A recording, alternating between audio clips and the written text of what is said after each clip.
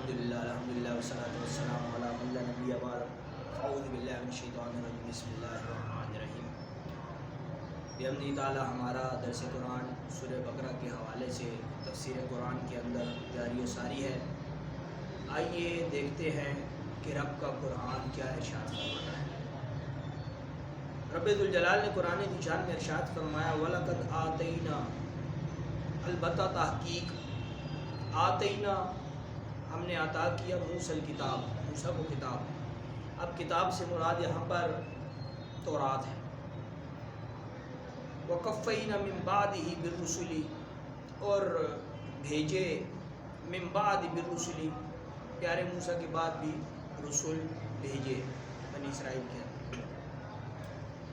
وہ سلسلہ چلتا رہا نبیوں کا۔ آگے کیا ہوا؟ وَآتَيْنَا، اور ہم نے عطا کیا عیسیٰ ابن مریم، عیسیٰ ابن مریم کو البینات، روشن نشانی، وَأَيَّدْنَاهُ، اور ان کی مدد کی گئی، ان کو قوت دی گئی، بروح القدس، روح قدس کے ساتھ۔ اب اس پر بڑا کلام ہے کہ بروح القدس سے مراد کیا ہے، اس پر انشاءاللہ کلام کرتے ہیں۔ پہلے لفظی ترجمہ کو سماعت فرمائیں۔ أَفَكُلَّمَا جَاءَكُمْ رَسُولٌ بِمَا لَا تَهْوَىٰ أَنفُسُكُمُ اسْتَكْبَرْتُمْ، یہ وہی کلام جو پیچھے ہم تفصیل سے بیان کرتے چلے آ رہے ہیں کہ أَفَكُلَّمَا جَاءَكُمْ رَسُولٌ بِمَا لَا تَهْوَىٰ أَنفُسُكُمُ اسْتَكْبَرْتُمْ، کہ پیغام جب لائے رسول بِمَا لَا تَهْوَىٰ أَنفُسُكُمْ، وہ ان کی طبیعت کے موافق نہ تھے، تو پھر جب رسول آتے رہے، پیغام لاتے رہے اور ان کی طبیعت کے وہ موافق نہ تھے، تو انہوں نے کیا کیا؟ فَفَرِيقًا كَذَّبْتُمْ، کہ انہوں نے پھر ان رسولوں کو اور ان کے رسولوں کے جو پیغامات تھے ان کو جھٹلا دیا۔ وَفَرِيقًا تَقْتُلُونَ، اور بعض کو تو انہوں نے قتل بھی کر دیا۔ جیسے پچھلے دروس میں ہم نے بیان کیا تھا کہ بنی اسرائیل نے 300 انبیاء کو قتل کر دیا۔ اپنے ہی رہنماؤں کو یہ قتل کرتے تھے، یہ ان کا ایک وتیرہ تھا اور یہی ان کی علامت تھی اور یہی ان کا عادت تھی۔ وہ بیان کر رہے ہیں وہ فریقاً تقتلون، اور بعض کو انہوں نے قتل کر دیا، اور وہ فریقاً کذبتم، کئیوں کو جھٹلا دیا اور کئیوں کو قتل کر دیا۔ اب دیکھیے وَلَقَدْ آتَيْنَا مُوسَىٰ الْكِتَابَ، کہ پیارے موسیٰ کو کتاب دی گئی، فَقَفَّيْنَا مِن بَعْدِهِ بِالرُّسُلِ، کہ ان کے بعد بھی رسول آتے رہے۔ وَآتَيْنَا عِیسیٰ ابْنَ مَرْیَمَ الْبَیِّنَاتِ، کہ عیسیٰ ابن مریم کو اب بعد پیارے موسیٰ سے پیارے عیسیٰ تک جا پہنچے۔ پیارے عیسیٰ کا تذکرہ ہو رہا ہے کہ رب ذوالجلال ارشاد فرماتا ہے وَآتَيْنَا عِیسیٰ ابْنَ مَرْیَم، کہ ہم نے عطا کیا عیسیٰ ابن مریم کو کیا؟ البینات، روشن دلیلیں۔ اب یہ روشن دلیلیں کیا ہیں؟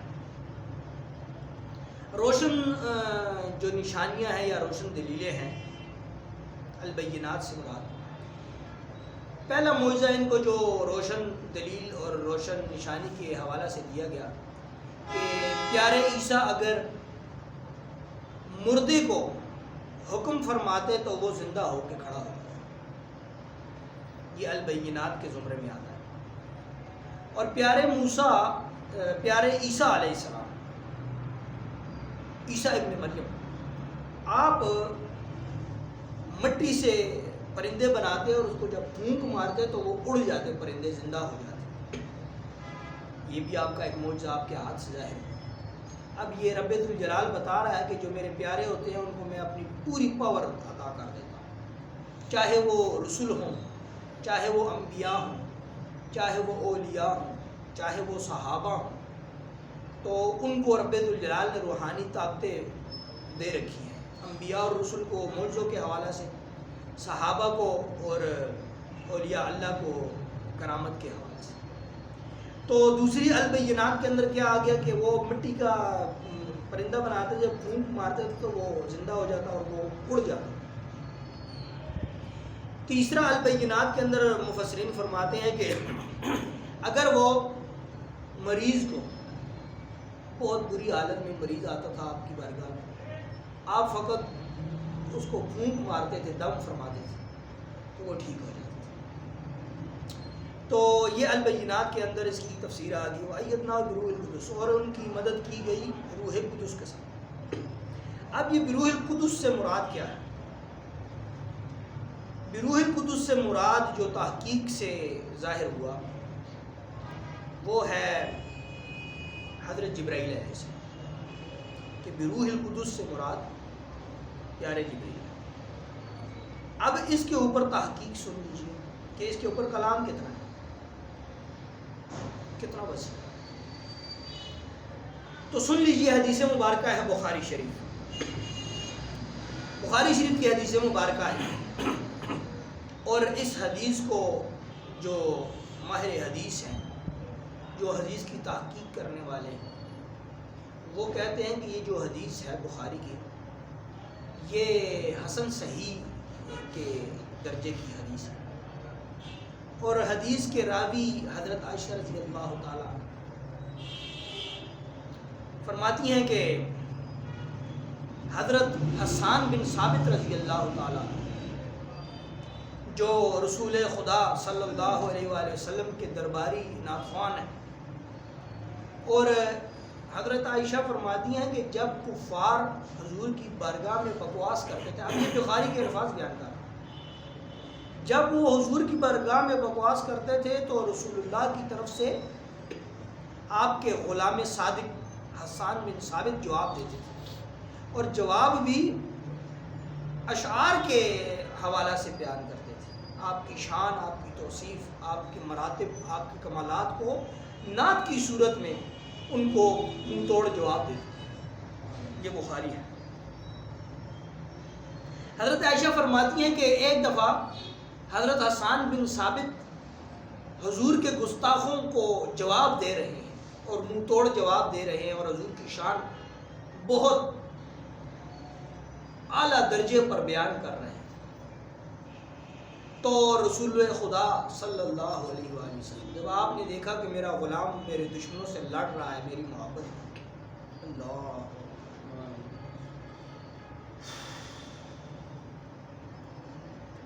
فرماتے ہیں کہ حضور نے جب دیکھا کہ میرا غلام میری محبت میں میرے دشمنوں سے مقابلہ کر رہا ہے، تو رسول خدا نے اپنی جھولی دامن کو پھیلا کر دعا کی، اے رب ذوالجلال، میرے اس عاشق کو، میرے اس غلام کو طاقت عطا فرما کہ یہ میرے دشمنوں سے مقابلہ کر سکے، اور بروح القدس کہ اے رب ذوالجلال پیارے جبریل کی مدد اس کو عطا فرما تاکہ روحانی طاقت بھی اس کو ملے اور یہ میرے دشمنوں کا مقابلہ کر سکے۔ یہ بخاری۔ تو یہاں اس بخاری کی اس حدیث سے جو یہ لفظ ہے بروح القدس، اس کا استدلال لیا اس حدیث سے، بخاری کی حدیث سے، کہ بروح القدس سے مراد حضرت جبرائیل امین کی ذات ہے، اور یہی کیفیت آپ دیکھیں، اللہ اکبر، بخاری کی حدیث انسان پر رکت طاری ہو جاتی، اللہ۔ حضرت عمر راوی ہے، یہ بھی بخاری کی حدیث۔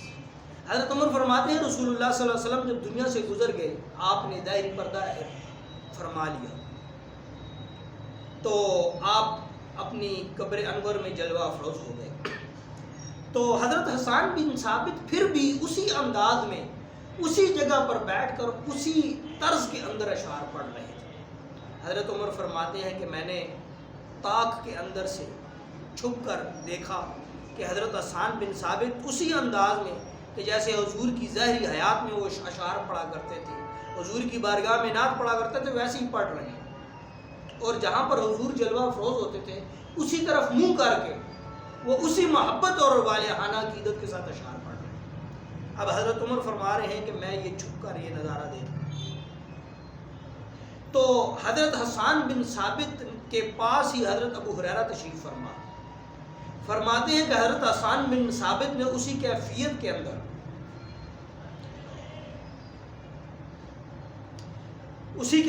کے اندر حضرت ابو ہریرہ کو مخاطب کر کے کہا کہ اے میرے بھائی ابو ہریرہ، کیا تمہیں وہ دن یاد ہے کہ جب میں حضور کی محبت میں اشعار پڑھ رہا تھا تو حضور نے میرے لیے جو دعا کی تھی کہ اے رب ذوالجلال جبریل امین کا ساتھ عطا فرما حسان بن ثابت کو. تو جب یہ جملہ کہا تو حضرت عمر فرما رہے ہیں کہ میں دیکھ رہا تھا کہ حضرت ابو ہریرہ اپنے سر اقدس کو ہلا ہلا کر یہ کہہ رہے تھے جی ہاں یاد ہے مجھے کہ جب رسول خدا نے آپ کے لیے جبریل امی کی مدد کی دعا مانگی تھی.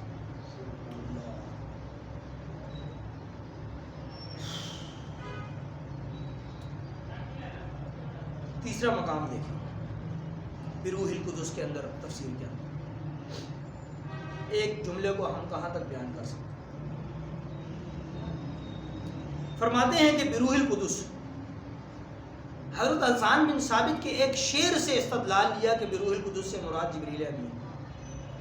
فرماتے ہیں کہ حسان بن ثابت کے ایک شعر سے یہ ثابت ہے کہ یہودیوں نے پوچھا کہ اے سرکار دو جہاں محمد رسول اللہ صلی اللہ علیہ وسلم آپ یہ بتلائیے کہ بروح القدس سے کیا مراد ہے.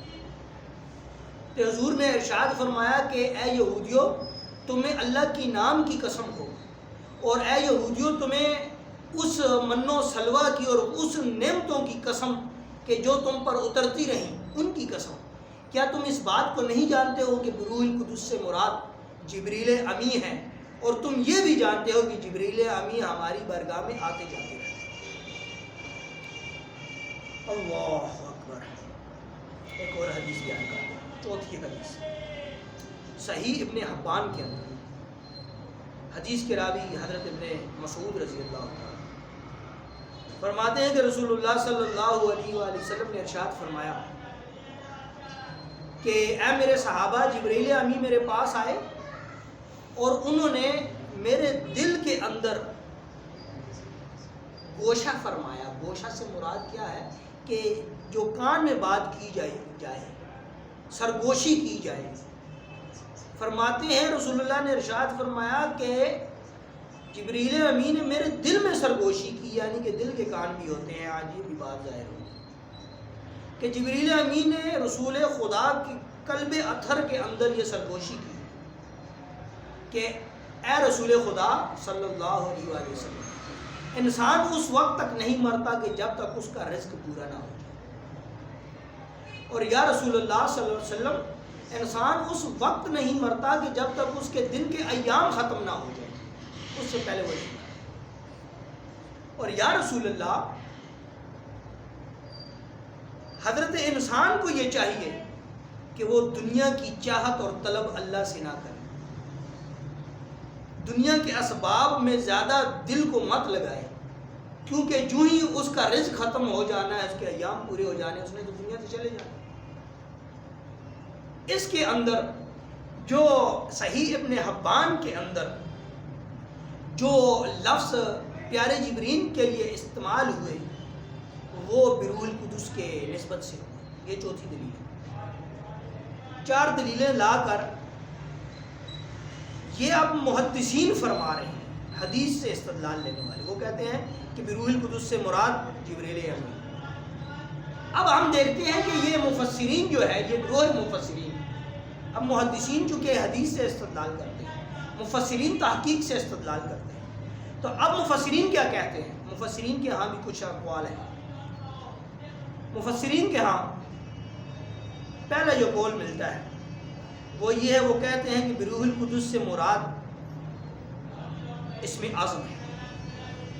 وہ اسم اعظم جو حضرت عیسیٰ ابن مریم کو عطا ہوا, وہ ایک اللہ کا ایسا نام ہے, وہ اللہ کے ایک ایسا راز ہے جو پیارے عیسیٰ کو عطا ہوا. جب وہ اس اسم اعظم کا ورد کرتے تھے تو جب وہ مردے کو پھونک مارتے تھے تو مردہ زندہ ہو جاتا تھا, اور اگر مٹی کے بنے ہوئے پرندے پر پھونکتے تھے تو وہ حقیقت کا پرندہ بن جاتا تھا, اور کوڑی کے مرض اور اندھے بھی آتے تھے تو پیارے عیسیٰ اسم اعظم پڑھ کر پھونکتے تھے تو وہ شفایاب ہو جاتے. تو فرماتے ہیں کہ یہ اسم اعظم ہے. اسم اعظم کے اوپر کبھی انشاءاللہ بحث کریں گے کہ یہ اسم اعظم ہوتا کیا ہے. عام عوام کے اندر اس کے اندر بحث بہت ساری چھڑی ہوئی ہے. کچھ کہتے ہیں کہ یہ یا حی یا قیوم جو ہے یہ اسم اعظم ہے, کچھ کے ہاں سلام قول من رب الرحیم یہ اسم اعظم ہے, کچھ کے ہاں لا الہ الا انت سبحانک انی کنت من الظالمین یہ اسم اعظم ہے. کچھ کے ہاں کیا اور کچھ کے ہاں کیا. گروہ اولیاء کے ہاں اس میں اللہ ذات، اس میں اللہ یہ اس میں اعظم ہے. کچھ کے ہاں اللہ ہو دونوں کو ملا کر اس میں اعظم ہوتا ہے. کچھ کے ہاں لا الہ الا اللہ اس میں اعظم ہے. یہ اس میں اعظم کے اندر ایک طویل باس ہے، کبھی انشاءاللہ اس کو چھیڑیں گے تصوف کی کسی عنوان پر. تو وہ فرماتے ہیں کہ مفسرین کے ہاں یہ کہتے ہیں یہ اس میں اعظم ہے بروح القدس سے مراد. دوسری تحقیق کے مطابق وہ یہ کہتے ہیں کہ بروح القدس سے مراد قرآن پاک، کہ بروح القدس سے مراد کہ حضرت عیسیٰ ابن مریم کی جو مدد کی گئی اور ان کو جو طاقت دی گئی، وہ جو بروح القدس کا لفظ ہے وہ عیسیٰ علیہ السلام کی جو طاقت تھی وہ اس میں اعظم تھا. کچھ مفسرین کے نزدیک وہ یہ جو اشارہ ہے یہ قرآن ہے، کیونکہ انجیل کے ساتھ، انجیل مقدس کے ساتھ، جس طرح انجیل مقدس کہا جاتا ہے، انجیل مقدس وہ کہتے ہیں بروح القدس جو ہے نا یہ وہ مقدس ہے. جیسے انجیل مقدس ہے اس طرح قرآن مقدس ہے، اور یہ قدس جو ہے یہ نسبت قرآن کی. یہ بھی ایک تحقیق ہے. تو ایک تحقیق کے مطابق یہ اسم اعظم ہوا ہے، ایک تحقیق کے مطابق یہ قرآن ہے، اور ایک تحقیق کے مطابق قدس سے مراد، بروح القدس سے مراد پاکیزگی ہے، کہ جو قرآن میں سورہ بارے میں انشاءاللہ آگے آئے گا اس کو بیان کریں گے کہ جب بی بی مریم پاک کے اوپر وہ تہمت لگی اور ان کو اللہ نے جو اولاد بخشی، وہ جو پاکیزگی جو ظاہر ہوئی ان کے ہاں، اور پاکیزگی کا جو دلیل قرآن میں دی گئی، اس سے مراد بروح القدس سے مراد پاکیزگی ہے. 3 قول ہو، وہ کہتے ہیں اس سے مراد ہوا ہے. تو بروح القدس 4 احادیث بیان ہوئی اس پر کہ یہ اس سے مراد جبریل امی ہے، اور 3 دلیلیں مفسرین کے ہاں سے بیان کی گئی کہ اس سے مراد یا قرآن ہے یا پاکیزگی ہے یا اس میں اعظم ہے. اور چوتھا قول یہاں بیان کرتا چلوں تاکہ محدثین کی بارگاہ سے بھی ہم نے 4 حدیثیں پڑھی، تو مفسرین کے ہاں سے بھی ہم 4 دلائل بیان کر دیتے ہیں. وقت کی قلت ہے. چوتھی جو دلیل دیتے ہیں مفسرین وہ یہ کہتے ہیں بروح القدس سے مراد یہ رب کی ذات ہے، تو خود رب کی ذات نے ان کی مدد کی. تو یہ 4 دلائل مفسرین کے ہاں سے ہو گئے اور 4 دلائل محدثین کے ہاں سے ہو گئے. آگے چلیں، آگے افکلما جاءکم رسول بما لا تهوى انفسکم استکبرتم، کہ رسول آتے رہے، پیغام لاتے رہے، اور ان کی طبیعت کے مطابق وہ نہیں تھے، تو وہ چونکہ حضرت انسان کی طبیعت ہے کہ جو بات اس کو اچھی لگتی ہے اس پر عمل کرتے ہیں، اور جو بات اچھی نہیں لگتی اس پر عمل نہیں کرتے. میں پچھلے دروس میں یہی دکھڑا سناتا چلا آ رہا ہوں، اور حضور کی امت کو یہی پیغام دیتا چلا آ رہا ہوں کہ دین کو خدا را اپنی طبیعت کے مطابق مت چلاؤ، اور اپنے خیال، اپنے تصور، اپنی سوچ کو اس بات سے دور رکھو کہ شریعت کے قانون کو اس ترازو میں تولا جائے. جب بھی کوئی بھی شخص، جب وہ چاہے دین ہے، چاہے اسلام ہے، چاہے شریعت ہے، چاہے قرآن ہے، چاہے حدیث ہے، چاہے حضور کی محبت ہے، جب وہ اپنی عقل کے مطابق غور و فکر کرے گا نا، اور اپنی سوچ کو، اپنی فکر کو، اپنے خیال کو ترجیح دے گا، وہ گمراہ ہو. اپنی سوچ کو قرآن پر فوقیت نہیں دے، اپنی سوچ کو حضور کے فرمان پر فوقیت نہیں دے، اپنی سوچ کو اپنے رہنما پر فوقیت نہیں دے، اپنی سوچ کو شریعت پر فوقیت نہیں دے، اپنی سوچ کو اسلام پر فوقیت نہیں دے، اپنی سوچ پر نہیں، کیونکہ سوچ کے پیچھے شیطان مردود ہوتا ہے. یہ تحقیق سے تو وہی بات قرآن بار بار بیان کر رہا ہے. فَقُلَّمَا جَاءَكُمْ رَسُولٌ بِمَا لَا تَهْوَىٰ أَنفُسُكُمُ اسْتَكْبَرْتُمْ، کہ جب وہ رسول پیغام لاتے تھے تو وہ تمہاری طبیعت کے مطابق نہیں ہوتا تھا، تو تم پھر کیا کرتے تھے؟ پھر یہی کرتے تھے. فَفَرِيقًا كَذَّبْتُمْ، تو جب ان کو بات سمجھ نہیں آتی تھی، ان کی طبیعت کے مطابق نہیں ہوتی، تو وہ سرے سے انکار ہی کرتے. وہ کہتے تھے معاذ اللہ یہ نبی جھوٹا ہے. اللہ تو ایسے کہہ ہی نہیں سکتا کیونکہ ہماری طبیعت ایسی نہیں ہے، لہٰذا یہ نبی جھوٹا ہے. یا وہ جو پیغام لاتا تھا کتاب کی صورت میں، اس کا انکار کر جیسے پیچھے بیان ہو گیا افتؤمنون ببعض الکتاب وتکفرون ببعض، کہ وہ تورات کے کچھ پر افتؤمنون ببعض الکتاب، کہ وہ ایمان لاتے تھے بعض پر، یعنی تورات کے کچھ حصے پر وہ ایمان لے آتے تھے، وتکفرون ببعض، اور کچھ کی تکفرون، یہاں تکفرون سے مراد کفر نہیں ہے، یہاں تکفرون سے مراد انکار ہے، کہ تکفرون ببعض، اور کچھ کا انکار کر دیتے تھے۔ تو یہ وہ طبیعت ہے۔ آگے کیا فرمایا؟ ففریقا کذبتم، تو جب ان کی طبیعت کے مطابق کلام نہیں ہوتا تھا رسولوں کا اور نبیوں کو، وہ کیا کرتے تھے؟ رسولوں کو قتل کر دیتے تھے یا ان کی کتاب کا انکار کر دیتے تھے۔ وفریقا تقتلون، اور کچھ کو تو وہ قتل کر دیتے، تقتلون قتل کر دیتے۔ تو یہ وہ سلسلہ ہے کہ جس نے بھی اپنی عقل پر مان کیا اور اپنی سوچ کو، اپنی عقل کو افضل سمجھا یا اپنی عقل کے مطابق چلا، وہ گمراہ ہو، کیونکہ عقل کے پیچھے شیطان ہی شیطان ہے۔ اسی لیے کہتے ہیں کہ اپنی عقل کے مقابلے میں ادب کو لاؤ۔ ادب جو چیز ہے نا، ادب وہ جو صراط مستقیم کی راستہ ہے، صراط مستقیم کا پہلا قدم بھی ادب ہے اور صراط مستقیم کا آخری قدم بھی ادب ہے۔ یہ میرے ذاتی الفاظ ہیں، اگر کوئی اہل علم میرے اس کلام پر اعتراض کرے تو مجھ سے رابطہ کر سکتے۔ ہم بہت ہی وثوق کے ساتھ اور بہت قوی مطالعے کے ساتھ اور بہت غور و فکر کے بعد یہ جملہ کہہ رہے ہیں، صراط مستقیم کا پہلا قدم بھی جو ہے وہ ادب ہے اور صراط مستقیم کا آخری قدم بھی ادب ہے۔ اگر پہلے قدم میں ادب نہ ہوگا تب بھی صراط مستقیم نہیں ملے گی، اگر آخری قدم تک ادب کا ساتھ نہ ہوا تو پھر بھی صراط مستقیم نہیں ملے گی۔ فقط صراط مستقیم اسی کو ہی عطا ہوگی کہ جو ادب کے دائرے میں رہ کر صراط مستقیم کا سفر ادا کرے۔ تو یہ آج کا درس بیان ہوا، انشاءاللہ کل اسی موضوع کو آگے چلانے کی کوشش کریں گے۔ دعا ہے رب ذوالجلال عمل خالص کی توفیق عطا فرمائے، وما توفیقی